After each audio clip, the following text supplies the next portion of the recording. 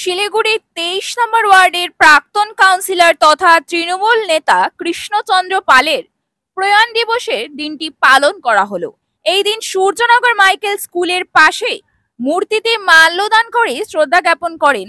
উপস্থিত ছিলেন মেয়র গৌতম দেব, পুর chairman Pratul Chakraborty, deputy mayor Ranjan Sarkar, 23 number ওয়ার্ডের কাউন্সিলর লক্ষ্মী পাল সহ অন্যান্যরা।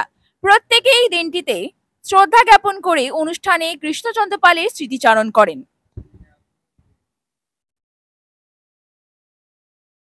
থাকে এবং যে জায়গাটা আমি বসি ক্রস এবং মনে হচ্ছে যে এত জীবন্ত ছবিটা যে মাঝে মাঝে আমি চোখ ঘুরে নিই, এতটা অ্যাট্রাক্ট করে এখনো, যেটা আমি ঠিক আপনারা সবাই এসেছেন, আপনারা সবাই কৃষ্ণকে ভালোবাসি, স্মৃতি উজ্জ্বল থাকে।